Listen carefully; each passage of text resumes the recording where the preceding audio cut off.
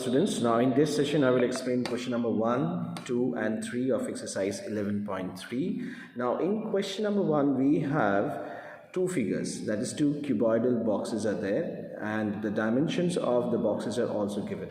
Now you have to find it out that which box requires the lesser amount of material to make. Okay, so this is one cuboidal box with the dimension length, breadth and height is given, and another cuboidal box is given where each side is equals to each other. This is a cube and this is a cuboid given. Fine. Now you have to find it out for which box you will require the less amount of material. For that you need to find out the total surface area. Now we'll start with figure A. Now in figure A the length is given 60 centimeter, breadth is 40 centimeter and height is given 50 centimeter. Now we have to find the total surface area. TSA means total surface area of cuboidal box. That is, the formula is to inside the bracket length breadth plus breadth into height plus h into L.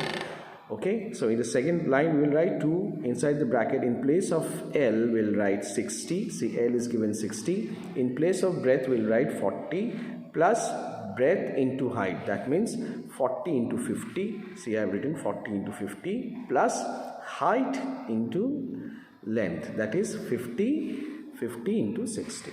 Okay, now we'll find the product of all the numbers. That is 60 into 40 is 2400, 40 into 50 is 2000 and 50 into 60 is 3000. We'll add up all these three numbers, we'll get 7400 and we'll multiply this number with 2 and finally get the answer as 14,800 centimeters square. That means the material required to make the box A is 14,800 centimeters square. Okay, now let's find out the total surface area of box B. Now in box B the length, breadth and height are all given 50 centimeters. So it is a cube. So the total surface area of a cube formula is 6 into side square because all the sides are equal. So 6 into 50 square to 6 into 2500, 50 into 50 is 2500 and if you multiply 6 into 2500 you will get 15,000 centimeters square. So now we have to make a judgment that which box will require lesser material. So obviously the first box, isn't it? So hence I have written, hence the cuboidal box A requires lesser amount of material to make. This is how you will conclude the question. So this is the solution of sum number 1. So let's move on to sum number 2. Now sum number 2, what they are saying, a suitcase with measure, you have to just imagine one suitcase. Okay, and the suitcase measures length, breadth and height of the suitcase are given. That is, length is given 80 centimeter, breadth is 48 centimeter and height is given 24 centimeter. This is the dimension given of the suitcase. Now you have to cover the suitcase with a tarpaulin cloth. Also there is a big cloth is there whose length and breadth is given. Not given, whose length and breadth would be there. So how many meters of tarpaulin of width 96 centimeters is required to cover hundreds of suitcases? That means you have to find the length where the width is given. So first of all what you have to do for question number 2 is you have to get the total surface area of a suitcase. Okay, so total area of a suitcase would be, again we'll use the same formula, that is 2 into inside the bracket LB plus BH plus HL. Now in place of L we'll put 80, in place of B we'll put 40, B 48, H C 24 and again in place of H we'll put 24 and length is 80.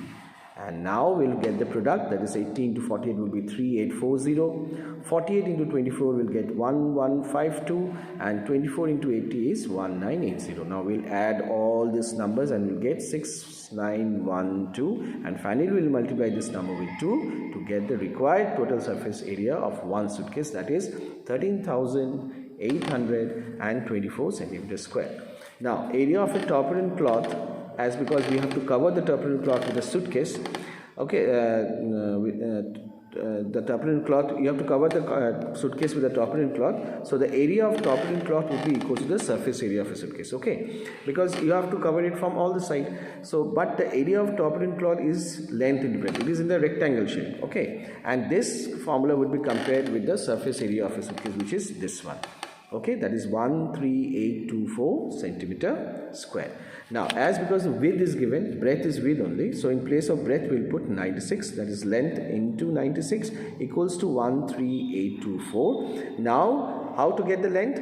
You have to transpose this 96 towards right hand side. That is length is equals to 13824 divided by 96. And when you will reduce this, you will get the answer as 144 centimeter. So the length is 144 centimeter, and this is only for one suitcase. Now you have to cover 100 such suitcases. Okay, for that what you have to do? So required tarpaulin for 100 suitcases would be what? 144 into 100, that is equals to 14,400 centimeter. Now we have to convert this into the meter form. Okay, so so the required length is 144 meter. That means the required tarpaulin for 100 suitcase would be equals to 144 meter. So this is the required answer for question number 2.